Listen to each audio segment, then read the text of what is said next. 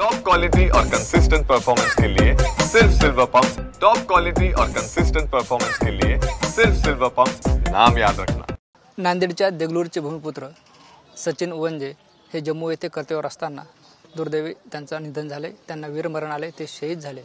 आणि आजच जे आहे ते उपमुख्यमंत्री अजित पवार यांनी त्यांच्या कुटुंबियांशी संवाद साधलाय, त्यांचं सांत्वन केले, त्यांच्यासोबत चर्चा केली आणि जे आहे ते देगलूरच नव्हे तर नांदेड जिल्ह्यावर शोक पसरलेलं चित्र आपल्याला पाहायला मिळतं।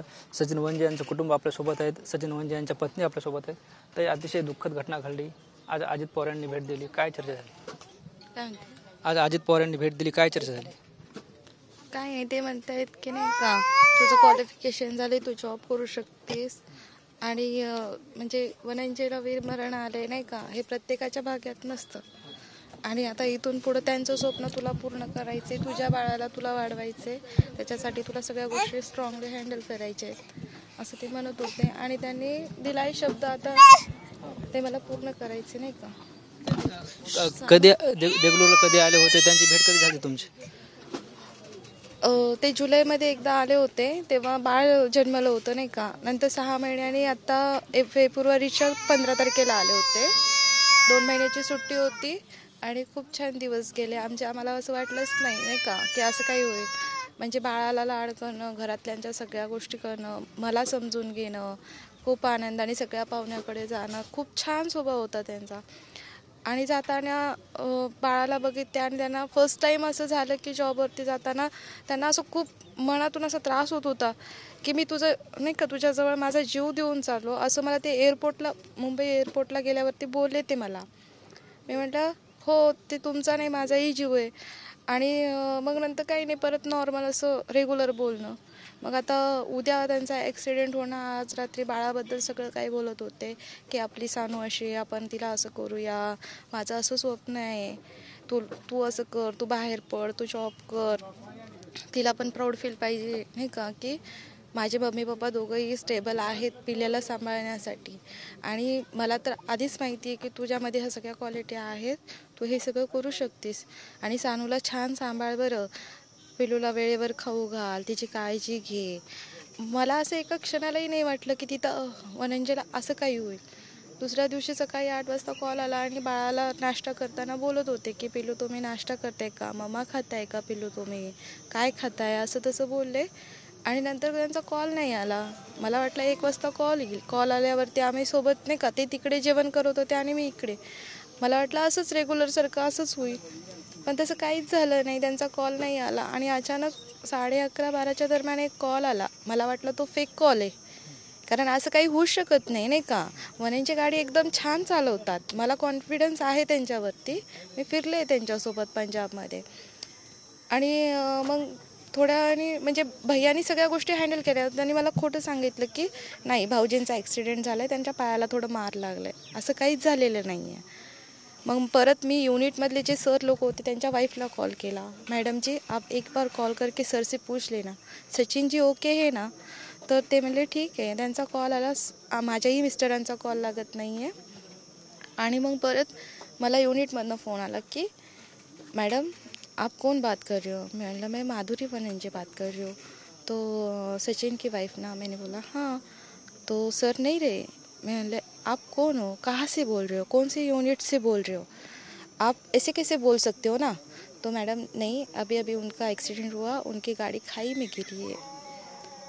मी एकदम शॉकमध्ये गेले। मी त्यांना ओरडायला लागले की आप ऐसे डिक्लेयर नहीं कर सकते हो, क्योंकि वनंजे को कुछ भी नहीं होगा। आप हॉस्पिटल में लेके जाओ, सब ट्रीटमेंट करो, फिर मुझे बोलो, मैं वहाँ पे आऊँगी, मैं खुद आऊँगी। लेकिन उन्होंने बोला कि नहीं, सब हो गया मैडम।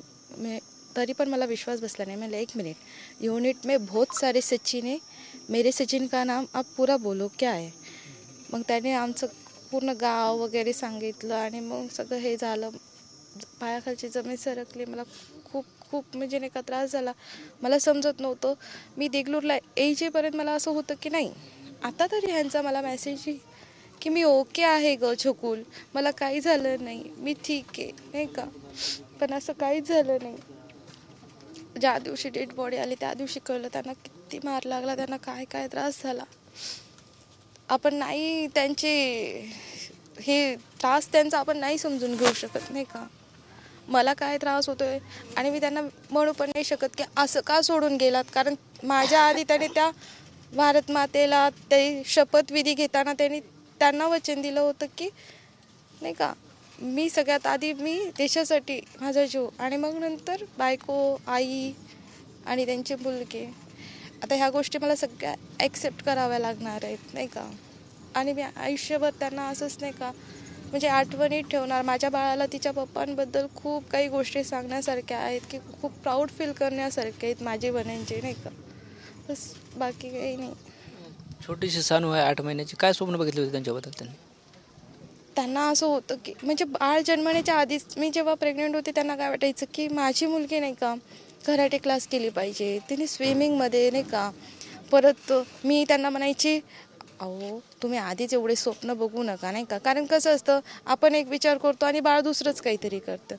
तरी ह्यांचं नाही नाही तिने स्विमिंग केलं पाहिजे, तिने शूज घातले पाहिजे, तिने असं नॉर्मल मुलीसारखं नाही, तिचे पप्पा आर्मीमध्ये आहेत, ती खूप चांगली राहिली पाहिजे, तिनं प्रत्येक फील्डमधला तिला एक्सपिरियन्स, तिने अनुभव घेतला पाहिजे, तिला प्रत्येक गोष्ट खेळायला पाहिजे आणि तिला जे करिअर करायचं त्याच्यामध्ये आपण सपोर्ट करायचं. आपण तिच्यावर प्रेशर टाकायचं बिलकुल नाही, तिला सपोर्ट करायचं असं ते मला नेहमी म्हणायचे. आता काय ते सगळी जबाबदारी माझ्यावर टाकून गेले नाही का. म्हणजे फरक होता, मी आई होते, मी स्वप्न बघायची पण माझी कुठेतरी चिडचिड व्हायची, मी शांत राहायची नाही का, मला असं पुढची भीती वाटायची. पण ह्यांची इतकी म्हणजे सवय वाईट होती की हे इतके पुढचा विचार करायचे ना, खूप पुढचा विचार करायची की असं करूया तसं करूया, बोलताना मलाच भीती वाटायची आणि सेम तसंच झालंय आज. आपण बघतोय असं जे शहीद झाले सचिन म्हणजे त्यांनी जे त्याच्या सानूसाठी अनेक स्वप्न बघितले होते, त्यांच्या आई आहेत, त्यांच्या काळजात तुकडा गेला, ते देशासाठी शहीद झालेत. आई आहेत आपल्यासोबत. आई काय भावना आहेत, तुमचा मुलगा आहे देशासाठी शहीद झाला आहे?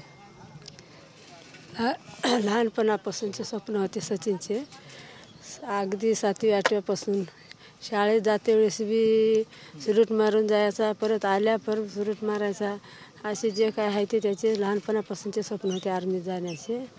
मग त्याच्या प्रमाणात आम्ही जे काय आहे ते कष्ट, आम्हाला का शेती वगैरे कोणतं काय आधार नाही, आम्ही जे कष्ट करून जे काय आहे मुलाचं 3वीचं पण ग्रॅज्युएट केलं, शिक्षण केले.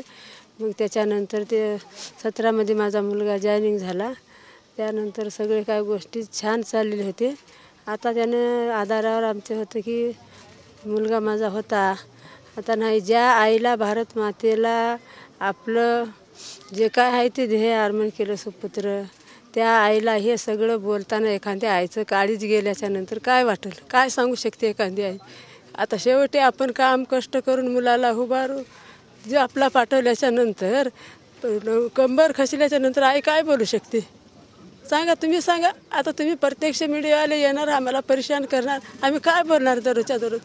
अरे का ना असं तुम्ही बोलू लागल्यावर न्यूजमध्ये बोला आम्ही काय बोलता.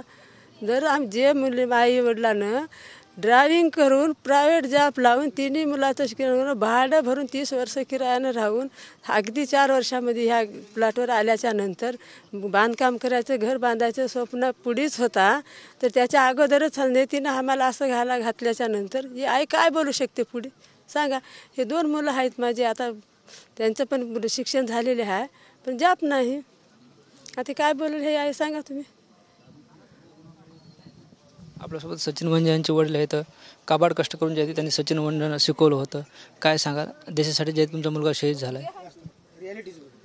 जे आहे सर, आता जास्त काय मी आमच्या मुलाबद्दल आणि आमच्या परिवाराबद्दल आता हे तुम्ही ऐकलात, ह्याच्याबद्दल काय मी काही जास्त बोलू शकणार.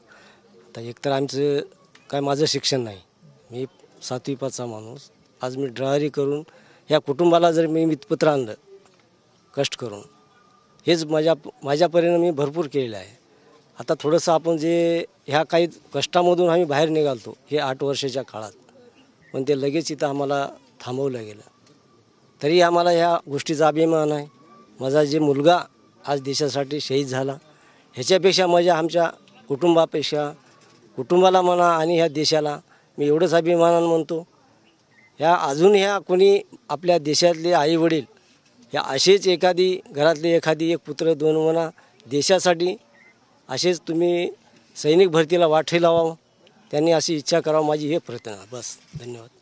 सचिन वंजे यांचे छोटे बंधू आपल्यासोबत आहेत. काय तुम्ही सुद्धा आर्मीची प्रॅक्टिस करायची, ते सुद्धा आर्मीची प्रॅक्टिस करायचे. असं कळतं की त्यांना सुरुवातीपासून जे ते सैन्यात जायचं होतं. सर आता सचिन माझा छोटा भाऊ असला तरी तो माझा एक मित्र होता. म्हणजे आम्ही कसं आहे सर, 10वीला असल्यापासून का नाही, मी 10वीला ते 9वीला आम्ही सुरुवातीला काय करायचं, उन्हाळ्याच्या सुट्टीमध्ये आता आमची बेताची परिस्थिती असल्यामुळे वडील एकटेच कमवते असल्यामुळे आम्ही दोघं काय करायचो, मिस्त्री कामाला जायचो. दोघंही जायचो. आता तेव्हा मजुरी कमी होती, लेबरच्या हाताखाली जाऊन 1-2 महिने असे सुट्ट्यामध्ये करायचो. नंतर जे आमचं कॉलेज आहे ते करायचं. असे 2-3 वर्ष केल्या. मग नंतर आता भरतीचे जेव्हा आता आम्ही फॉर्म भरायचो, दोघंही आर्मीची प्रॅक्टिस करायचो. नंतर आम्ही दोघंही औरंगाबाद, जालना, नांदेड, परभणी अशा ठिकाणी, जळगाव ठिकाणी अशी भरती मारलेले आहेत. त्या ठिकाणी काही ठिकाणी आम्ही दोघंही फेल झालेलो आहोत आणि काही ठिकाणी आम्ही दोघंही एकाच वेळेस ग्राउंड पास झालेलो आहोत. पास झाल्याच्या नंतर आम्ही मेडिकल जे आहे ते सचिनचं कसं होतं, त्यानं त्याच्या 2 आम्ही वेगवेगळ्या शाळेमध्ये होतो. त्याच्या शाळेमध्ये NCC होती. तो 8वीपासूनच NCC ABC सर्टिफिकेट घेतल्यामुळे कसं आहे, त्याला पेपर माफ होता.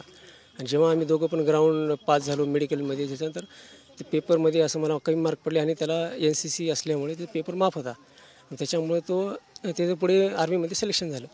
पण नंतर ते लागल्याच्या नंतर त्यानं म्हणलं की भाऊ तू आता काम करायचं नाही, तू आता आता भरतीचं तू झालेलं आहे, तू पोलीस भरतीसाठी फोकस कर. त्याच्यासाठी मग तेव्हापासून आता आम्ही पोलीस भरतीसाठी आता माझा मोठा भाऊ आता ॲग्रीचं दुसरे बाहेरगावी कामानिमित्त राहिल्यामुळे घरी मी, आई वडील आणि मी तिघेच असायचो. मी घरचे भरती सकाळी ग्राउंड मारणं, अभ्यास करणं आणि घरी हे असेच काय आमचं रुटीन होतं. भरतीच्या ह्याच्यात 2-3 वर्ष आमचं कोरोनाच्या काळामध्ये थोडंसं हे झालं. मग नंतर आता आल्याच्यानंतर सचिनचं आता लग्न झालं तर म्हणलं की कधी पण म्हणला नाही की मला असं तू काम कर, काय नाही, तू सिलेक्शन होतोस, मला माहिती आहे तुझं जोपर्यंत इच्छा आहे पोलीस भरती करायची तोपर्यंत पोलीस भरती करत राहा. जर तुला वाटलं काय नाही तेव्हा तू मला सांग, असं ते म्हणलं. पण आता माझं जे स्वप्न होतं की आम्ही दोघं मिळून, तो म्हणला होता मला की आपण दोघं वर्दीवर फोटो काढूया. जेव्हा तो आता पोलीस भरतीचे मी आणि तो असं ते स्वप्न होतं. पण ते स्वप्न सोबत आता फोटो तर काढू शकत नाही, पण मी सुद्धा पोलीस होऊन त्याची ती इच्छा पूर्ण करणार आहे. निश्चित आपण बघतोय हे संपूर्ण शहीद जवान सचिन वंजे यांचं कुटुंबीय होतं. सचिन वंजे जे आहे ते जम्मू काश्मीर येथे शहीद झालेत आणि त्यानंतर त्यांच्या कुटुंबियांनी आपल्या संवाद साधला. अनेक स्वप्न सचिन वंजे यांनी पाहिले होते, मात्र ते शहीद झाल्यामुळे सगळं अपूर्ण राहिलेत आणि गावावर, तालुक्यावर, जिल्ह्यावर दुःखाचा डोंगर कोसळलेलं चित्र आपल्याला पाहायला मिळतं. कॅमेरा पर्सन हर्षल निकमसह Dnyaneshwar Londhe, TV9 Marathi, Degloor, Nanded. Top quality और कंसिस्टेंट परफॉर्मेंस के लिए सिर्फ सिल्वर पंप्स. टॉप क्वालिटी और कंसिस्टेंट परफॉर्मेंस के लिए सिर्फ सिल्वर पंप्स, नाम याद रखना.